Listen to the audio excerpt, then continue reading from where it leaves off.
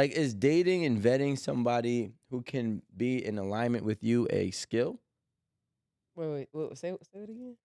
Is dating and finding someone who is in alignment with you a skill? Yes. And I would say that it's a skill because one, you have to have a level of self awareness. You also have to be able to tell the difference between what you need and what you want. Mm. And I think you have to be able to identify people's like issues and whatever the trauma is behind it and come to a conclusion yourself as to whether there's something you can deal with or not. Because sometimes you have people who willing to stick it out and mold this person or to help fix them or whatever, and then it may not work out in their favor. And so now you love holding the bag. And I think that you have people who see that as a red flag and they just like, man, I ain't even finna mess with this, you know?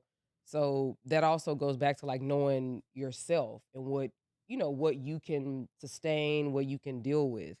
And I think that is a skill, but I think it's a skill that you learn over time after making mistakes, after having some successful relationships, doing some self work and growth or whatever.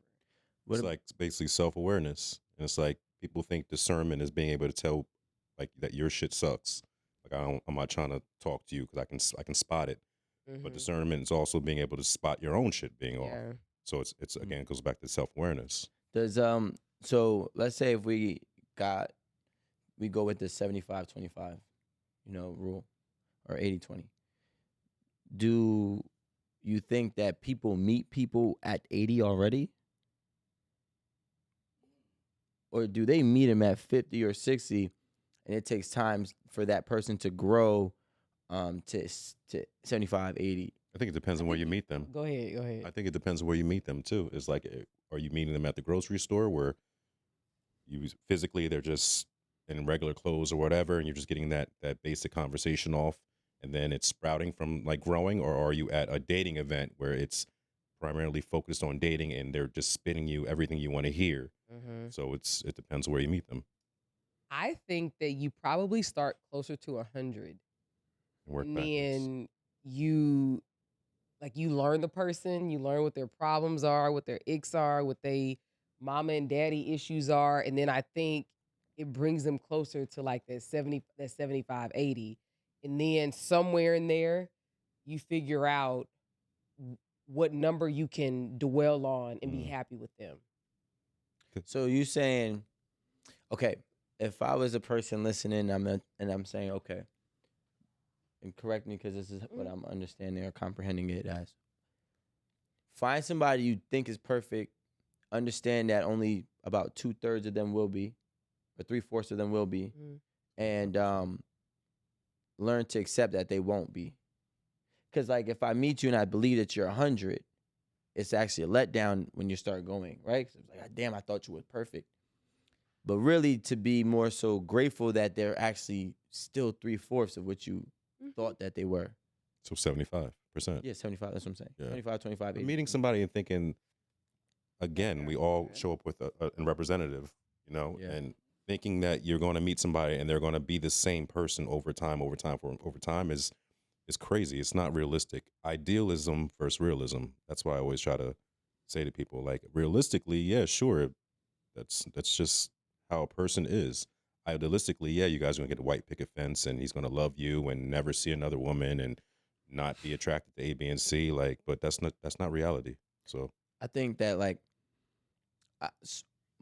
my version personally of 80-20, let's just say, is a entirety or totality thing of the relationship. Because I could give you 100%. I could be that 100 for 12 months. Shit, I might be 50 the next 12 months. But then I might be 80 by the third year. And if I look at the relationship from a total of a 5 or 10 year span, it's like, hey, at this point, I was really strong and we were really much in alignment and agreement. We didn't really have any issues. I was that 100% person that you were wanting.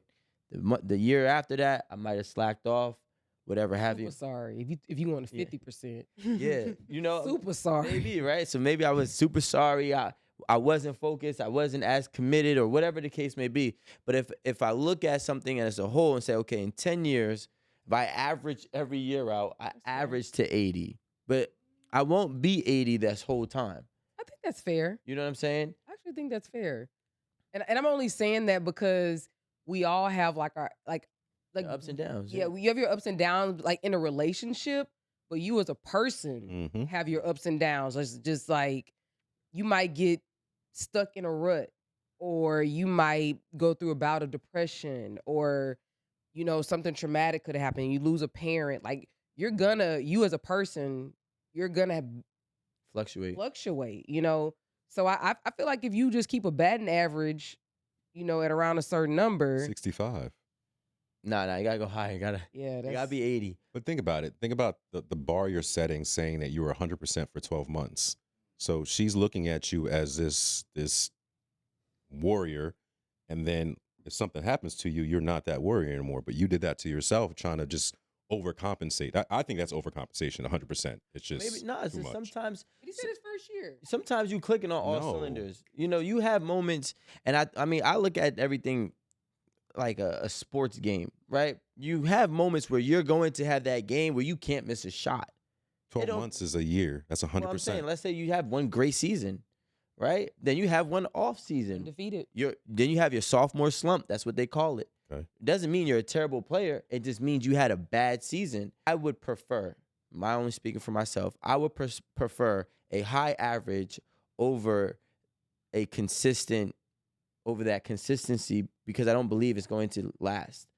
I mean, they say consistency is the hardest thing to do as a person.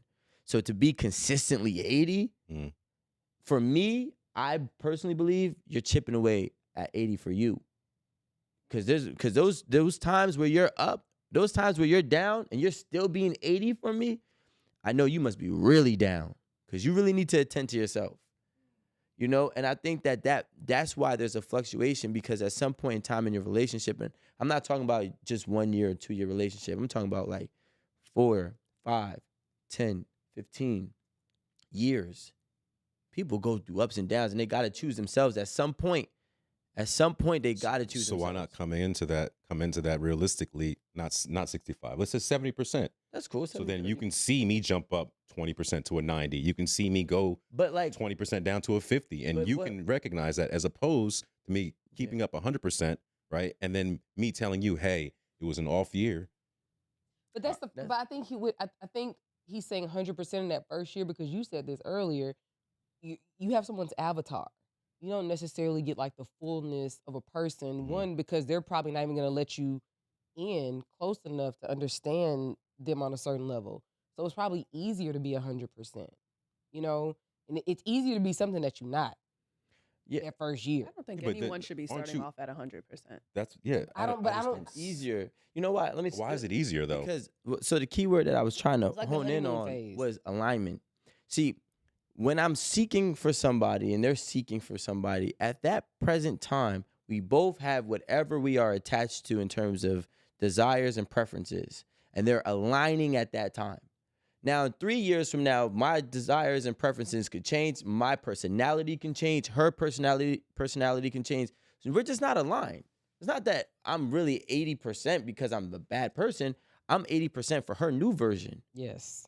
or she's 60% for my new version, right? So we're never gonna stay the same. So like when it's it's easier when I can meet you and we can align right then and there. But as we both grow, we start to go in different directions. You might like doing this. I don't want to go to the opera. Opera is now something that you now love. Now, it took me a year or two to accept opera, right? But in that present time, I was at 60% because we were arguing about going to opera, and you felt like I didn't care about you. Oh, but the first year of the 100%, were you going to the opera? It never existed. It wasn't a Okay. desire. Okay, I You get what you. I'm saying? Yeah. Because like we like, and I caught myself doing this too. It's like I get into a relationship with this person, and I hold them to who they were. I met them 4 years ago, They shouldn't be the same. and they person. shouldn't be the same. They're not going to be the same. So, okay, we might have some misalignment here. This version of you is not clicking with this version of me. So I might say you're 50, but really you are still the same person. It's just that my next version, I hope, can come to more so a closer alignment. So now that you're back at that 80 or 70 mark. Goes back to what? Sorry, I'm just looking at Rome's face. Oh, it goes back to what you were saying about like adjusting to the person that your partner evolves into. Because I mean, real talk, you shouldn't be the same 5 years later. And if you are, it's problematic.